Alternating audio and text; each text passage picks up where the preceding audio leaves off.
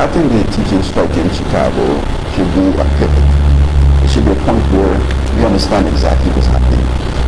Their belief is that evaluation and tenure are two significant areas that they will be passing on top of evaluation. Because when I was a student, as a child, I never heard of a mass evaluation. In a class, we have students in there who are serious at work. The parents expect them to work hard. The parents expect them to be professionals. Others, the parents don't really care what they do. They just have in mind that they can go and work in a factory or dump the corn and pick clean and that's the end of that.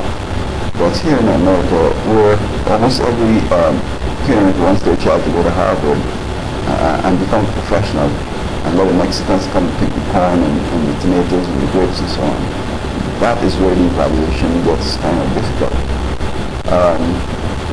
I think that the only criteria I would need from teachers is if they're inefficient and they're kind of criminal, doing drugs and hurting their minds, not healthy, and so they can't accomplish the task and so forth, well, that's grounds to vote. And that should be the evaluation.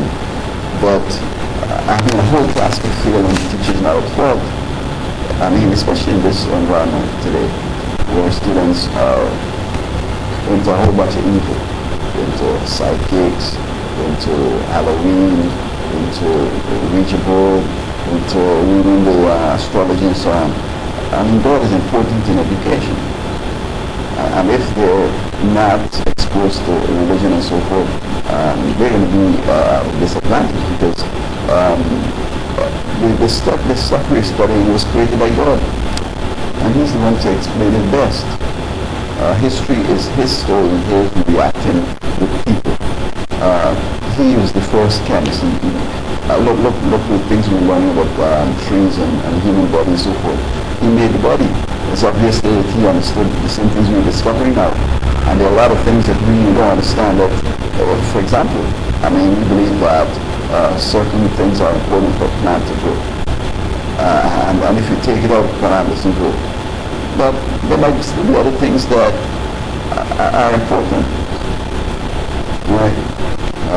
And our little tests and so forth can't really discern them. But so when God is in there, He helps the students, and education doesn't become daunting. People go crazy from studying. You won't have to go crazy because He's going to help you along. And so students not doing any homework, as soon as the class is over, they go and text them, they go and get help with a boyfriend, girlfriend, they into all kind of stuff. They're not serious with school. So now when you give a test, they haven't prepared you for the test. Test tomorrow, study the work, they're studying nothing, and they expect to pass. So if all of them fail, you know, it's not the teacher's problem. But I recall a school got serious with some students and told them that if you don't study and prepare, we're going to fail you. And they failed a whole bunch of them. And the college engineer said, hey, come on, man, we're waiting on these students, we have to space it when we have everything ready. You can't do that. Yeah, we can because they didn't do the work. So they say, we can accept them and put them on probation and do some, remedial work and get it going. So, I mean, this economic thing, but it's push and push where there's no child left behind.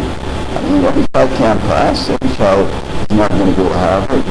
We need some kids, even from a strategic point of view, to be people who will be picking up people in the street, who will be picking corn and tomatoes and grapes.